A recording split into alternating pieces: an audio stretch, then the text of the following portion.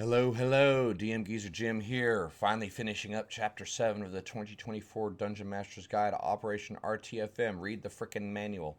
In this case, it's audiobook, and I'm reading it to you. So, yeah, we're continuing along, almost done. The last section in Chapter 7's loot magic items is going to be sentient magic items. Read through, talk about it. We'll read through everything that's here on the pages first, and we'll talk about it in the second part of the video.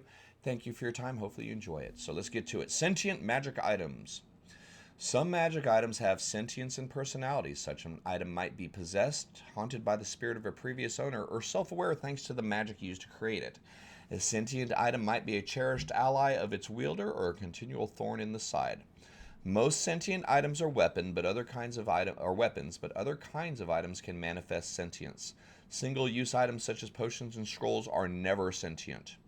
The DM controls sentient magic items and their activated properties.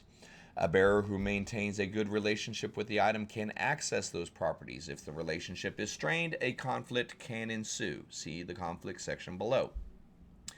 Sentient magic item traits. When you make a sentient magic item, you create the item's persona much as you would create an NPC, as described in the non-player character section of Chapter 3, with these exceptions. Abilities. The sentient magic item has intelligence, wisdom, and charisma scores. Choose the item's abilities or determine them randomly as follows. Roll 46 for each type, dropping the lowest roll and totaling the rest. Alignment. A sentient magic item has an alignment. Its creator or nature might suggest an alignment. Otherwise, pick an alignment or roll on the sentient item's alignment table. Communication. A sentient item communicates by sharing its emotions, broadcasting its thoughts telepathically, or speaking aloud. You can choose how it communicates or roll on the sentient item's communications table. Senses. A sentient item can perceive its surroundings out to a limited range. You can choose its senses or roll on the sentient item's senses table. Special purpose. You can give a sentient item an objective it pursues, perhaps to the exclusion of all else. As long as the wielder's use of the item aligns with that special purpose, the item remains cooperative. Deviating from this course might cause conflict between the wielder and the item. See conflicts below. You can pick a special purpose or roll on the sentient item special purpose table. So the next section we have is a bunch of tables as we referred to above them. So let's kind of take a quick look at these. Real quick above chat. Most of the sentient items that are already listed in the game, Black Razor being one of the popular ones, already have this information given. They're going to give you their stats, they're going to give you the senses, the communication, and the purpose. These tables are for you creating your own, okay? Before we go any farther, there are several sentient items that are already in the game, and each of them does give you the information. We'll go ahead and pop on up to one of the more famous ones. Black Razor, just as an example, he's a magic item. Weapon, greatsword, artifact, requires attunements. It is sentience. He's a sentient, chaotic, neutral weapon with intelligence of 17, a wisdom of 10, and a charisma of 19. It also has hearing and dark vision out to 120 feet. So just kind of mirroring what we're looking at here. It does have communication, alignment, and senses. Okay, all of these things are already given for the game. The items are already in the game. Sentient items that are already listed as part of the books, the games, the stuff that we have. If you're wanting to create your own, these are the guidelines for it. Or if you need to adjust, these are the guidelines for it. So the first thing is their alignment. You can roll randomly, or you can just pick the alignment that makes sense for the item. Obviously, if you're rolling randomly, that means you're trying to make an item up from scratch. You be you, baby. But, try to make sure the alignment lines up with the idea behind the sword. If it's a sword of Black Razor must drink the blood of all enemies, it's not going to be neutral good. It's not going to be lawful good. So kind of keep those things in mind. So the next form is communication. 1 to 6, they can communicates by transmitting emotion to the creature carrying or wielding it. Happy, sad, angry. Or it speaks some languages, or it speaks many languages and can communicate telepathically with any creature that carries or wields it. What are their senses? Hearing and standard vision out to 30, hearing and dark vision out to 120, etc., etc., up to you. Special purposes. I think this should have been your first thing, because when you decide on the special purpose randomly, you can kind of fill in everything else out.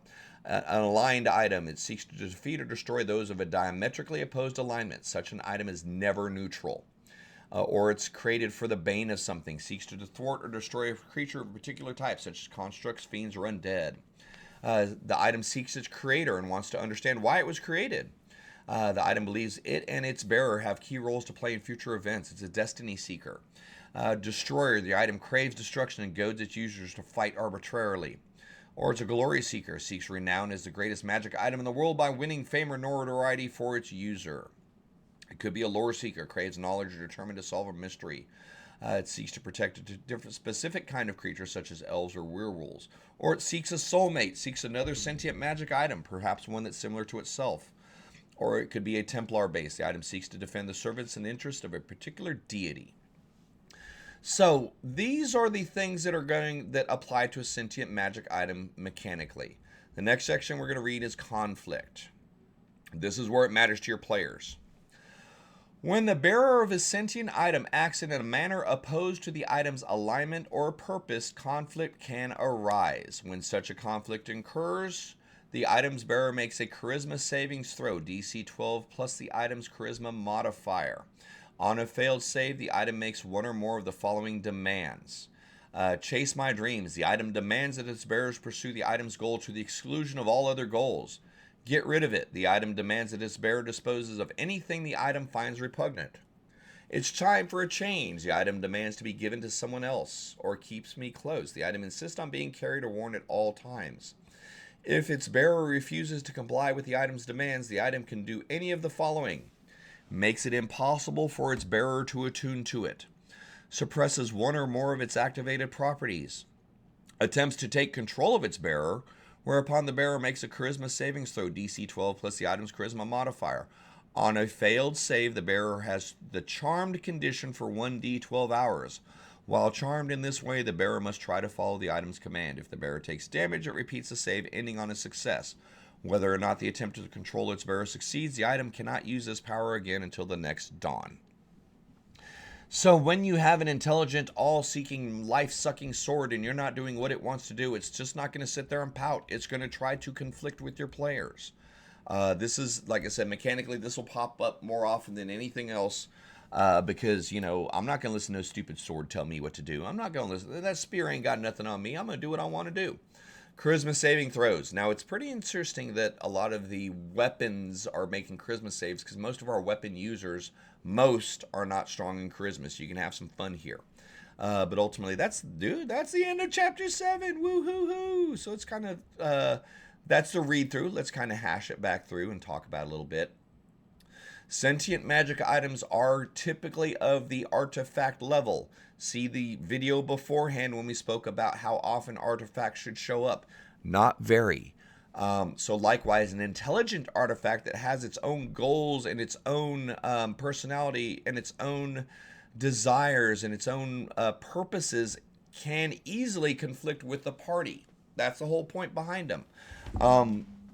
As Dungeon Masters, we don't necessarily want to put an intelligent sentient item in the party that is doing the dead opposite of what the quest is. Now you're just putting an extra stumbling block in front of them. But at the same time, you don't want to give the lawful good Paladin of Torm a holy avenger that's out to kill everything evil, because then we're removing the possibility of a conflict. The idea is that it should be a challenging relationship between the sentient item and its wielder. Most of your sentient items are far older than our players. They've been created by something or someone for some specific purpose and been lost to space and time until it stumbles across our player characters. Player characters tend to play from a player-centric point of view. That is, I'm the hero of the story, you shut up, sword, and do what I say. So you can plant the seeds for some fun conflict and some interesting role play, some dramatic moments with the introduction of sentient magic items. But you can also very much short-circuit gameplay or frustrate your players with the introduction of sentient magic items. So use some caution for them. This is my gentle reminder that, these are mid to high-level play. You shouldn't be dropping them in early on. You should have, as a Dungeon Master, make sure that the campaign is going in the direction that you want, the pace has been established, and you've got a feel for how your players act, interact, and react with the world before you start dropping something such as a talking sword that can take your mind and body over for 12 hours and make you do what it wants you to do. Although that can be a lot of fun, that can also kind of bring certain sections of the campaign to a screeching halt. You can end up in a situation where what your players are wanting to do is being stopped by this sword. So keep that in mind as you get into the sentient magic items. That's kind of it, man. The tables that are provided are for you to kind of design your own on top of what's listed already. Just gentle reminder, the ones that are already in the game already have all of this stuff covered for you. When you get to the items block, it's going to tell you all of this. If you're making your own, these things are useful. But that's really it. Hey man, thank you so much for hanging out. Chapter 7 is done. Sentient Magic items over. 2024 Dungeon Master's Guide, audiobook mode. We're working through it. Thank you for your time. Hopefully you enjoy it. Hopefully you're learning from it. Likes, follows, subscribes are appreciated. Jump on over to Twitch. Join us for a live chat. Anything you want to do to help a brother out, stay in business, keep on cranking out the D&D stuff, I appreciate whatever you can do for me. But above all else, your time is valuable. Appreciate you sharing it with me so far, and we'll keep on going. Yep, that's it for Chapter 7. We'll be back soon with Chapter 8. Take care.